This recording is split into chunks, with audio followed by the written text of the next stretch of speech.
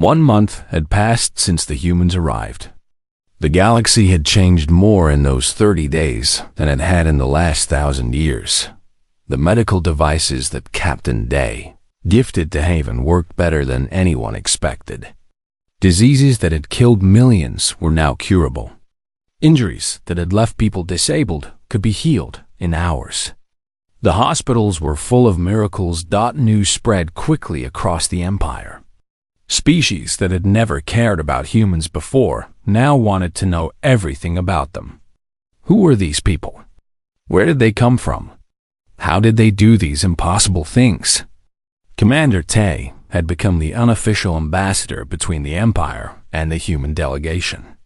He spent most of his time with Captain Day, learning about human history and culture. The more he learned, the more he respected them. "Your people suffered so much," Tay said one evening as they walked through the gardens outside the Great Hall. "How did you not give up?" Day thought about the question carefully. There were moments when we almost did. After the collapse, when everything seemed lost, many people wanted to surrender. They thought humanity deserved to end. But others refused. They said that giving up would waste all the pain we had suffered. If we ended, all that suffering would mean nothing. But if we survived, if we learned, if we grew, then the suffering would have a purpose. And you agreed with them? Not at first. I was born after the collapse, but I grew up hearing stories about the dark times. I was angry. I blamed the generations before me for their mistakes. But then I realized something. Blame does not build anything. Only work builds. So I stopped blaming and started working. They sat on a bench overlooking the city lights. Above them, the stars sparkled in the dark sky. "The Empire is afraid of you," Tay admitted. "Not everyone, but many. They think you will conquer us." Day nodded slowly. "I understand their fear. We have power they do not understand. Power is always frightening. Will you conquer us?" The question hung in the air between them. "No," Day said simply. "We spent centuries learning how to stop fighting.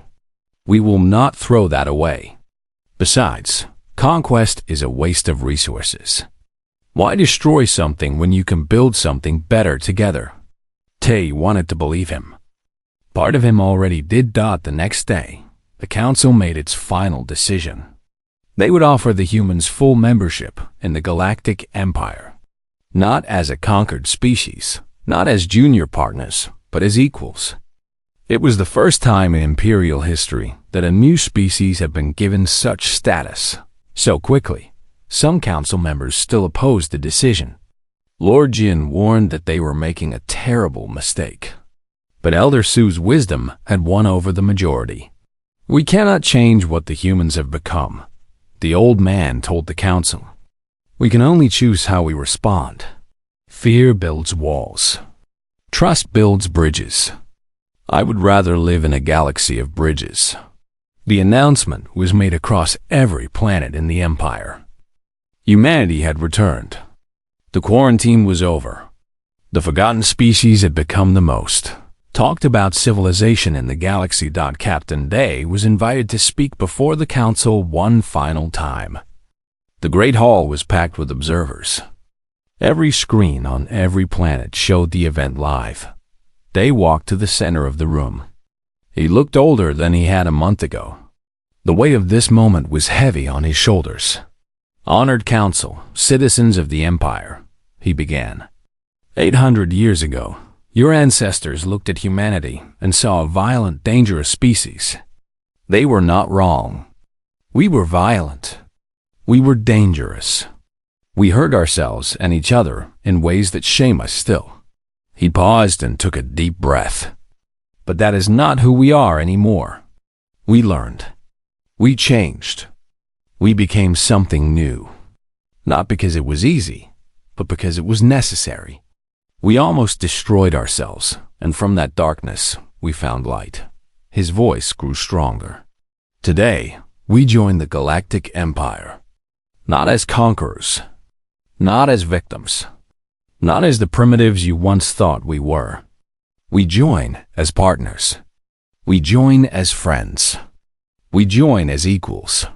He looked around the room at the thousands of faces watching him. Some of you fear us. I understand. Our technology is strange. Our history is bloody. You wonder if we can be trusted. All I can say is this: trust is not given. It is earned. We will earn your trust. We will share our knowledge. We will help where we can. We will listen and learn. He smiled slightly. And maybe, together, we will discover things that neither of us could discover alone. Maybe we will reach stars that are too far for one species, but close enough for two. Maybe we will solve problems that have no solutions today, but will have solutions tomorrow. His final words echoed through the great hall. Humanity is no longer alone, and neither are you. The room was silent for a long moment. Then someone started clapping. The sound spread until the entire hall was filled with applause. Not everyone joined, but enough did. Enough to matter. Commander Tay stood at the back of the room, watching. He thought about everything that had happened since that quiet night at Station 12, when Officer Yuna first saw a dot on her screen. The Empire had been caught off guard. They had faced the unknown and found something unexpected. Not enemies. Not threats. Just people. Different people with a different story, but still people. He thought about what Captain Day had said about bridges and walls. About trust being earned. About growing instead of fearing. The humans were not perfect. No species was. They had made terrible mistakes and nearly ended themselves. But they had also found a way forward. They had turned their worst traits into their best qualities. If they could do it, maybe others could too. Maybe the galaxy could learn from them. Later that evening, Tay found Captain Day on the observation deck of the Great Hall. The human was looking up at the stars, just as he had done that first night. What happens now? Tay asked. Day did not look away from the sky. Now the real work begins. Speeches are easy. Building trust takes time. Some species will welcome us. Others will hate us. Some will try to steal our technology. Others will try to destroy us. It will be difficult, but worth it? Day finally turned to face him. His eyes were tired but hopeful. We waited 800 years for this chance. 800 years of silence, of isolation, of wondering if anyone would ever accept us. Now we have that chance. Whatever comes next, it will be worth it. Tay extended his hand. It was a human gesture, one he had learned from the delegation. Day took it. Welcome to the Empire, Captain. Thank you, Commander. It is good to finally be home. Above them, the stars continued to shine. The same stars that humans had watched from Earth for thousands of years. The same stars that had seemed so far away and impossible. Now they were closer than ever. The Empire had been put on alert by an unknown vessel. No data, no origin, and moving too fast to understand. They had expected danger. They had prepared for war. Instead, they found hope. The galaxy would never be the same dot, and that, perhaps, was exactly what it needed. The capital planet of the Empire was called Haven. It was a world of endless cities, towering spires, and floating platforms that touched the clouds. Billions of beings lived there, representing every species in the galaxy.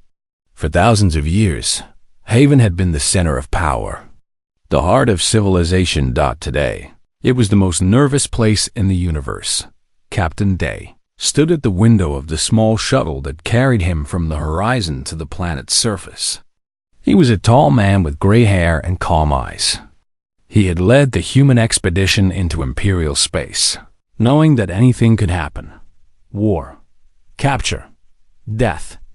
But he had also known that this moment had to come. Humanity could not hide forever. Behind him sat 5 other members of his crew. They were scientists, diplomats, and scholars.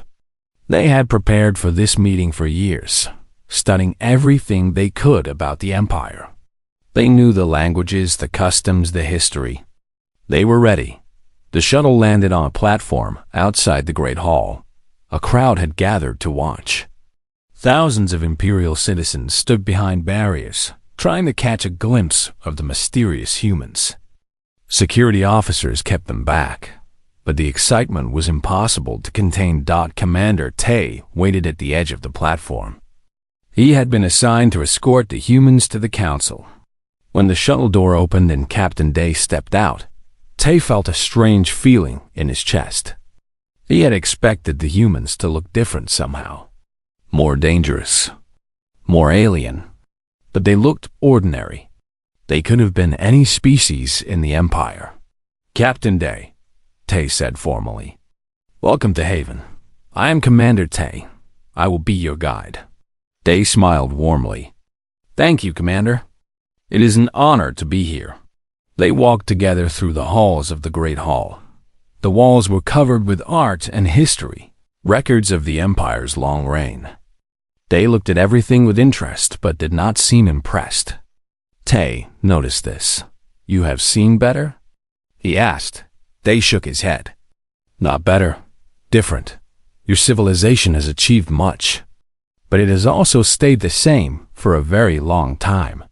Tay did not know how to respond to that. They reached the council chamber. The 12 members waited at their stone table, watching as the humans entered. Admiral Seok stood to the side with Lady Yun and Elder Su. Captain Day walked to the center of the room and bowed respectfully.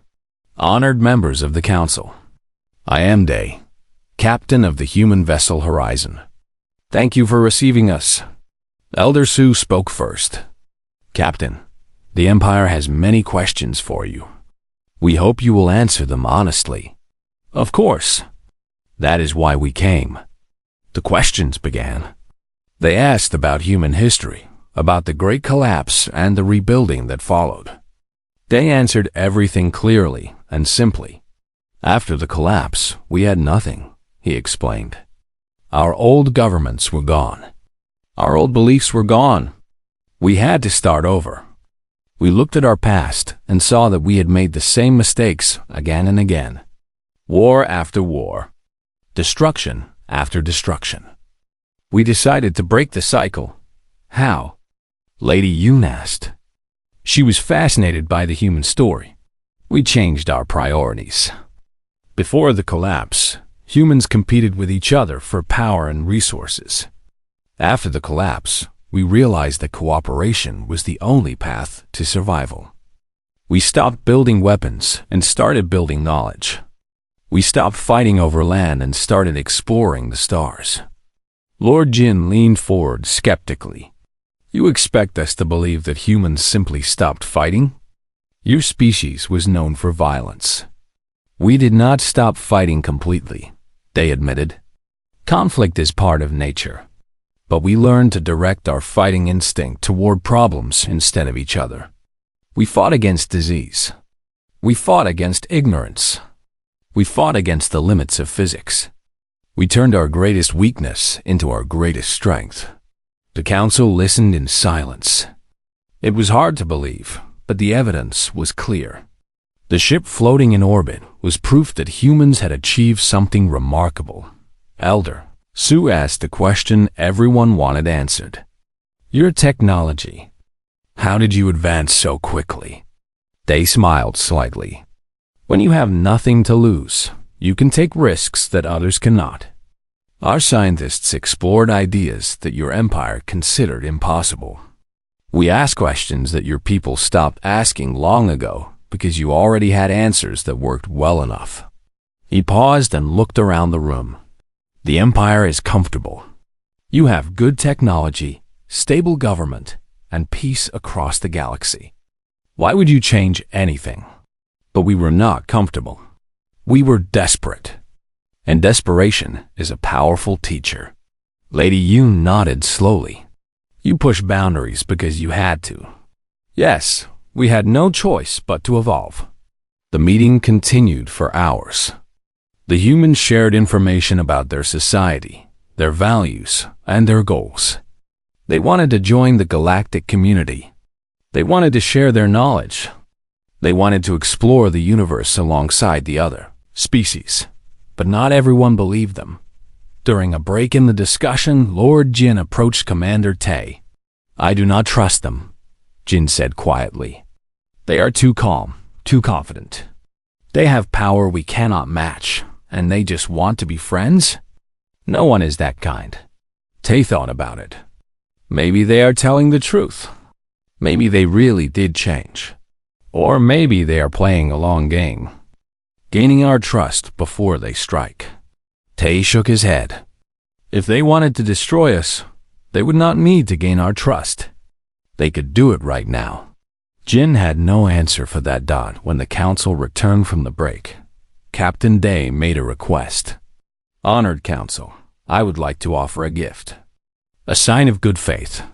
He nodded to one of his crew members, a young woman named Yuri. She carried a small box and placed it on the table in front of Elder Sue. "What is this?" the old man asked. "It is a medical device," Day explained. "Human technology. It can cure diseases that your doctors cannot. We have brought enough for every hospital on Haven." The council looked at the box in shock. Just like that, the humans were giving away advanced technology. No demands. No conditions. Just a gift. Why? Lady Yoon asked. Day's eyes were sincere. "Because we remember what it was like to suffer. We remember the collapse when millions died from diseases that we could not cure. We do not want anyone else to suffer like that. If our knowledge can help others, we will share it." Elder Sue opened the box and looked at the device inside. It was small and simple, but the readings from his scanner showed power levels that should not be possible. "You understand that this changes everything," the old man said quietly. "We understand. That is why we came." The meeting ended late at night. The council had not made a final decision, but something had shifted. Fear was becoming curiosity. Suspicion was becoming hope. As Commander Tay escorted the humans back to their shuttle, Captain Day stopped and looked up at the night sky. "Your stars are beautiful," he said. "We watched them from Earth for thousands of years. We dreamed of visiting them. Now we finally can." Tay looked up too. "What do you really want, Captain?" "The truth." Day was quiet for a moment. Then he answered. "We want to belong. Humanity was alone for so long.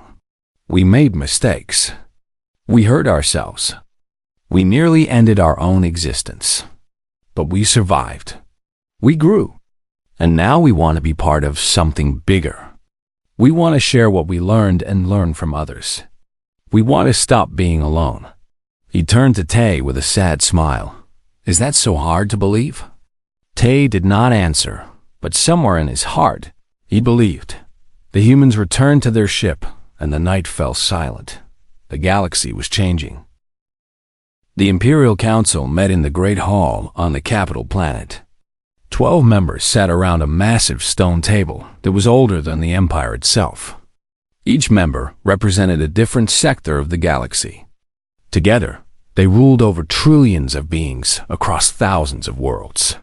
Today, they all looked worried. Admiral Seok stood at the center of the hall, presenting his report.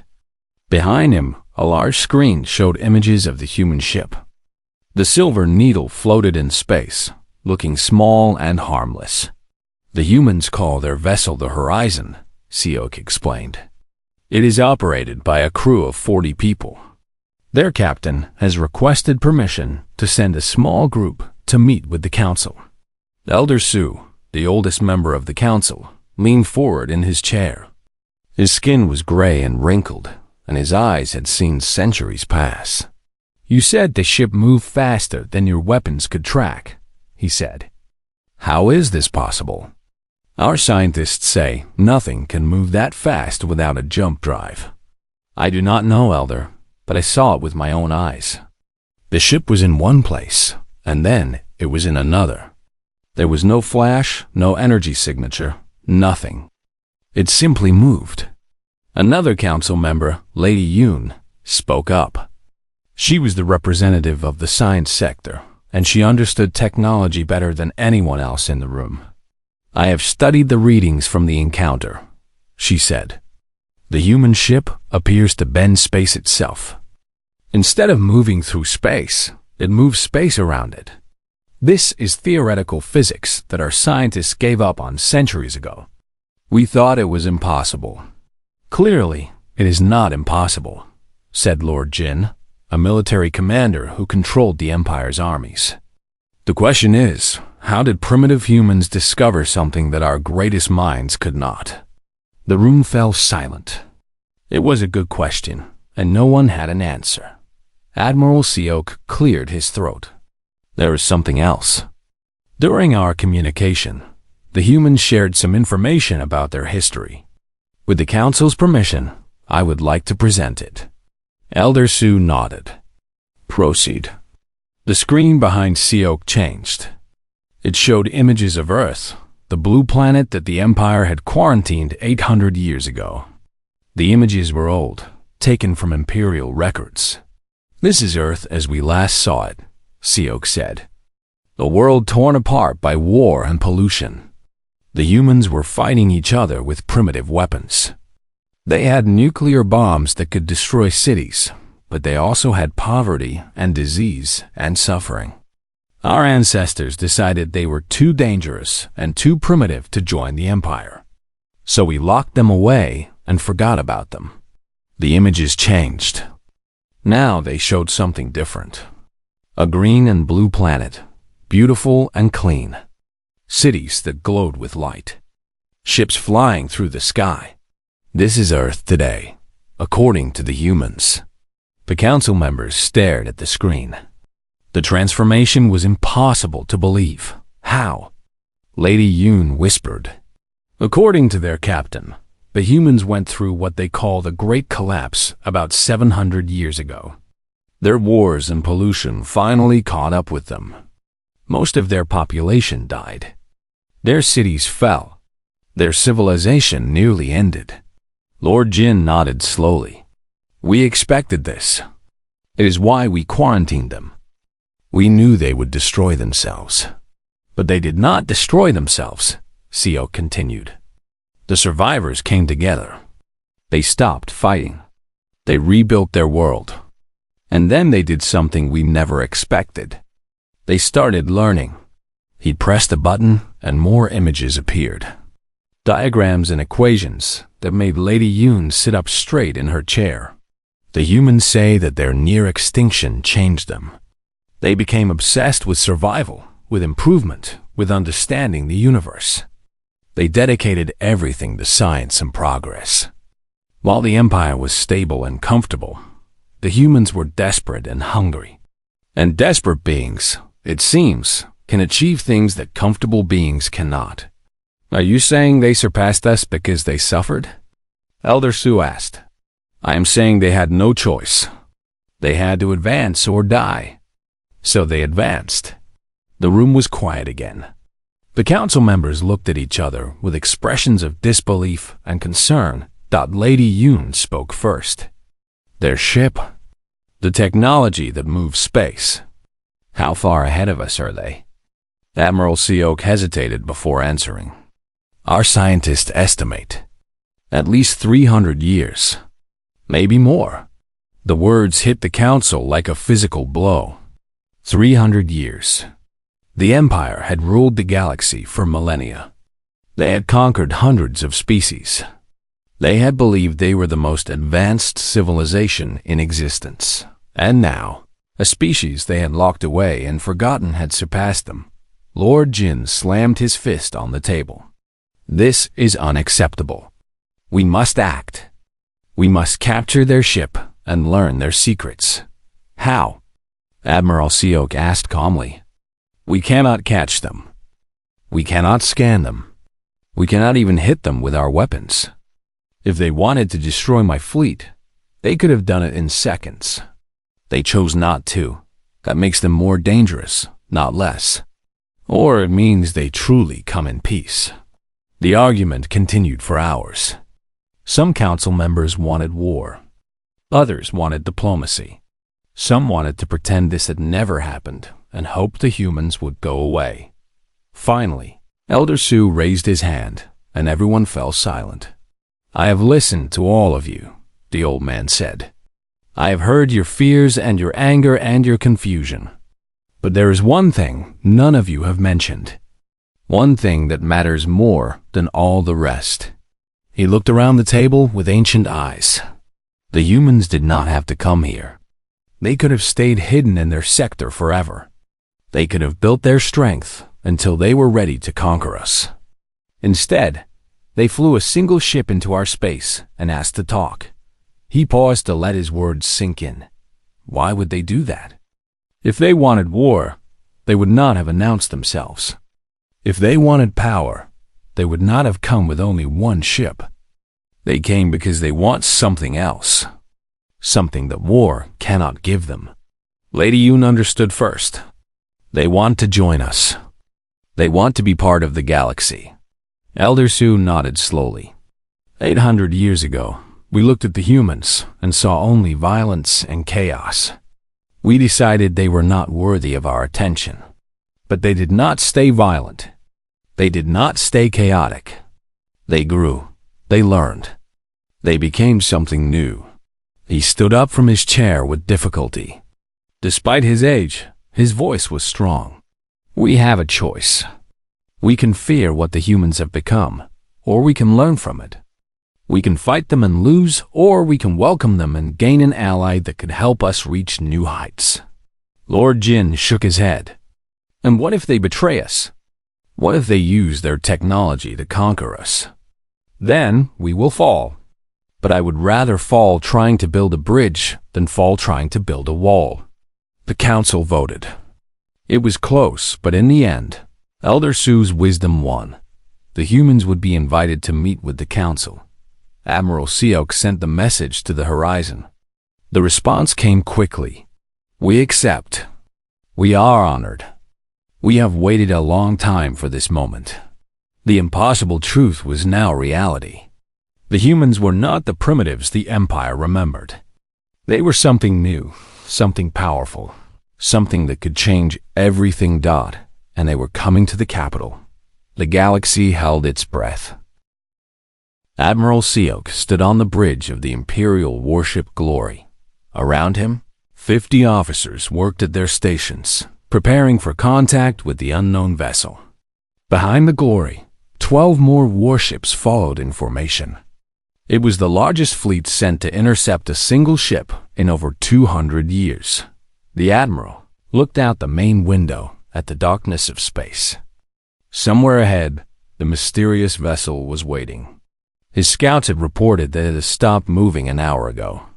It was just floating there, as if waiting for them. "Admiral, we will reach the target in 10 minutes, reported Captain Minji, his second in command. Seok nodded. "Prepare all communication channels. I want to talk to them before we do anything else." "Yes, Admiral." Minji was young but smart. She had risen through the ranks faster than anyone in her generation. Seok trusted her judgment, but today, even she looked nervous. Everyone on the ship was nervous. They were about to meet a species that should not exist in space. The Empire had rules about first contact.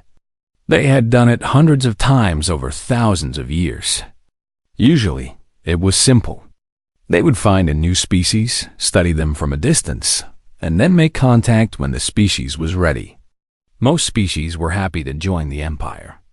The ones who refused were dealt with quickly, but this was different. This species had been quarantined. This species was supposed to be primitive.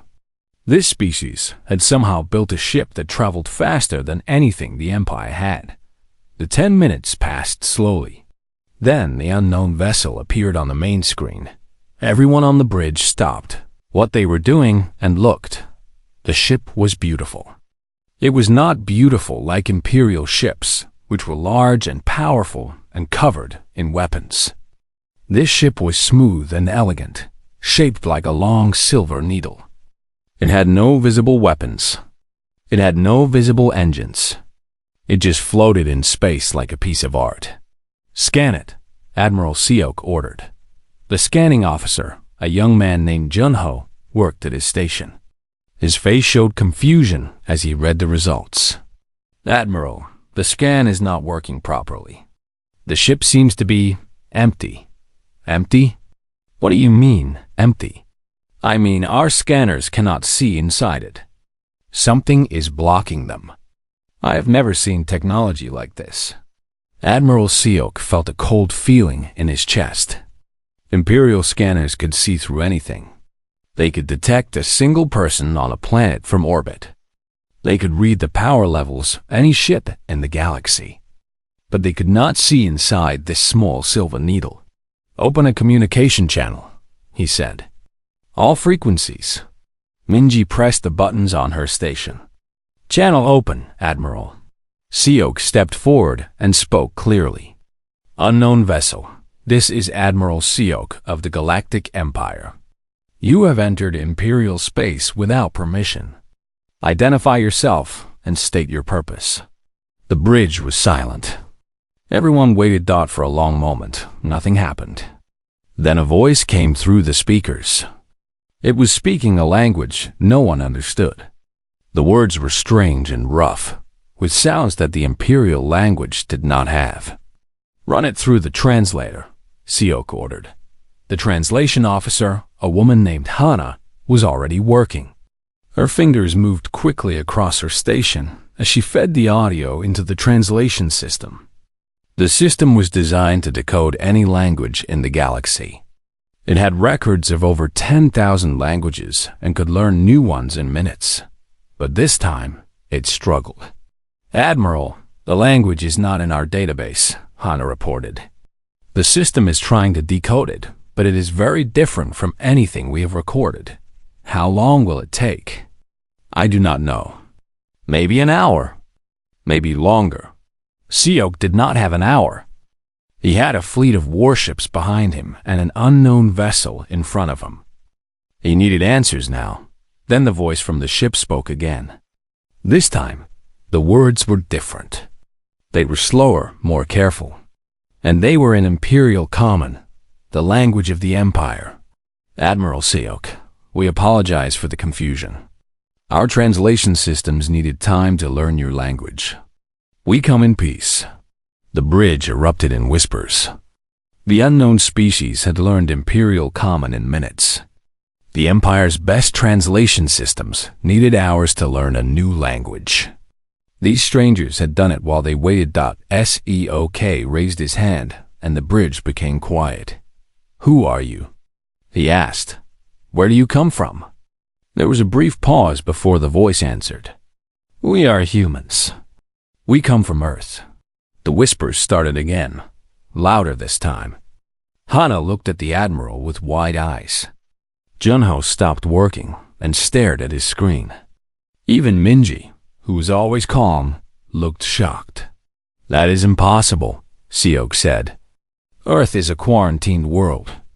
Your species does not have space travel." The voice from the ship sounded almost amused. "Your information is 800 years old, Admiral. Much has changed since then." Seok did not like that answer. He did not like the calm confidence in the stranger's voice. He did not like any of this. "We need to verify your claims," he said. "Prepare to be boarded for inspection." "That will not be possible." Seok's eyes narrowed. "You do not have a choice. You are in Imperial space. You will follow Imperial rules. Admiral, we mean no disrespect, but we cannot allow you on our ship. Our technology is different from yours. It would not be safe for your people. Is that a threat?" "No, it is a warning. Our ship operates on principles your science does not yet understand. Exposure could be harmful to those who are not prepared." Admiral Seok had heard enough. He turned to Minji. "Lock weapons on the vessel. Low power. Warning shot only." Minji hesitated for just a second, then nodded. "Yes, Admiral." The weapon systems of the Glory hummed to life.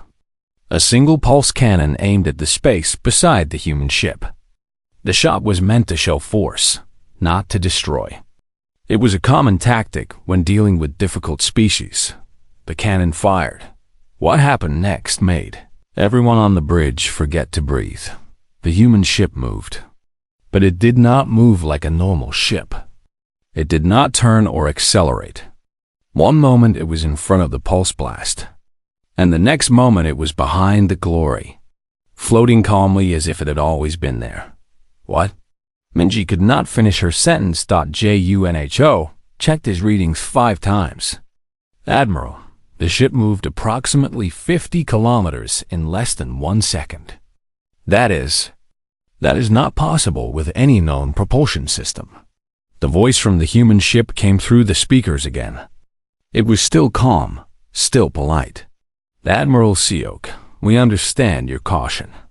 We were quarantined. We were forgotten.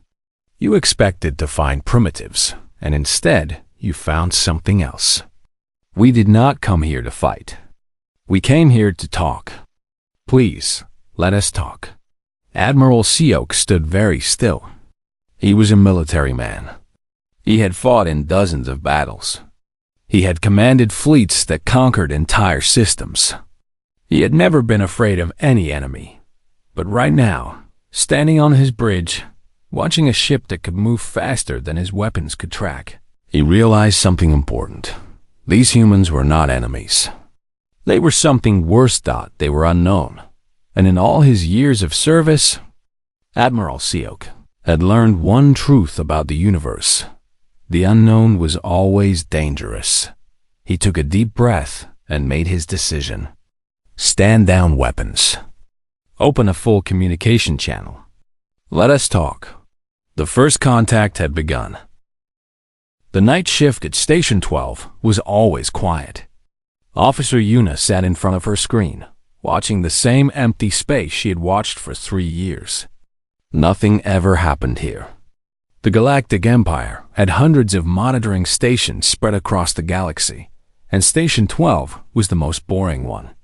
It sat at the edge of known space, where no ships traveled and no planets existed. Just darkness and silence. Yuna took a sip of her cold coffee and looked at the time.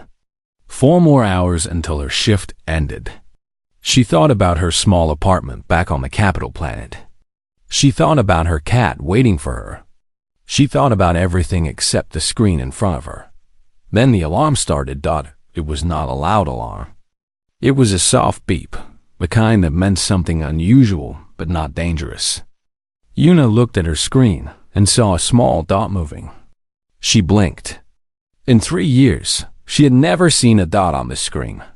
She checked the system twice to make sure it was not broken. The dot was real. Yuna pressed a button and opened the data panel.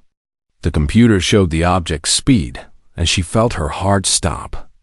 The number was wrong. It had to be wrong.